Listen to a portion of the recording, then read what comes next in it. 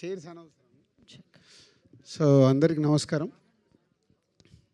ముందుగా గాయపడ్డ సింహంకి నలుగురు ఫ్రెండ్స్ కలిసి ఈ సినిమా అనుకోవడం, దాని తర్వాత జీ స్టూడియో ఈ సినిమాకి అసోసియేట్ అవ్వడం. సో పోతే ఈ మధ్య తరుణ్ భాస్కర్ మాట్లాడినప్పుడు ఈ సినిమా గురించి నాకు చెప్తే, పవన్ నీవి కలిసినప్పుడు అడిగాను వాట్ ఈజ్ వాట్ అని.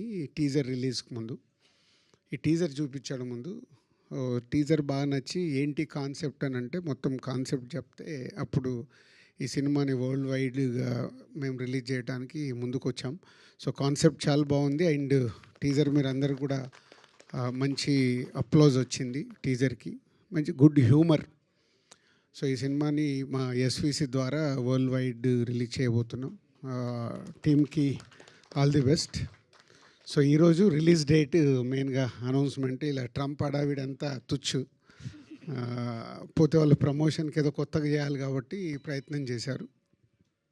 సో రిలీజ్ డేట్ వీళ్ళు May 1 అని ఫిక్స్ అయ్యి పెట్టుకున్నారు.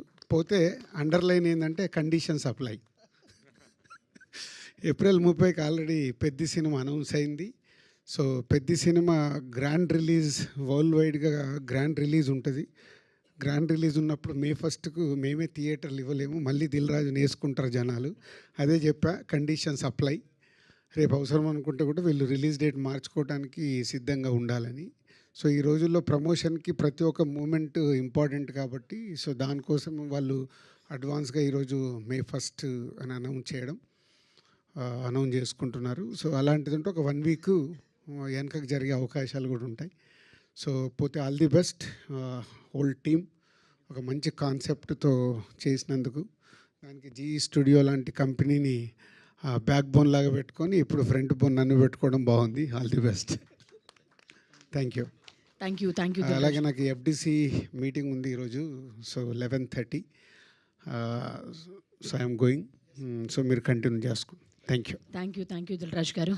మొత్తం మీద రమ్ గారిని మీరు తీసుకురాకపోయినా మీరు వచ్చారు, అదే సంతోషం. అండ్ మీరు ఈ సినిమాని డిస్ట్రిబ్యూట్ చేస్తున్నారంటే అది ఎంత పెద్ద స్కేల్లో రిలీజ్ అవ్వబోతుంది అనేది మా అందరికీ తెలిసిన విషయమే. ఎన్నో అద్భుతమైన సినిమాలని ఆయన మనకు అందించారు. రీసెంట్గా లవ్ టుడే, మసూదా, బలగం,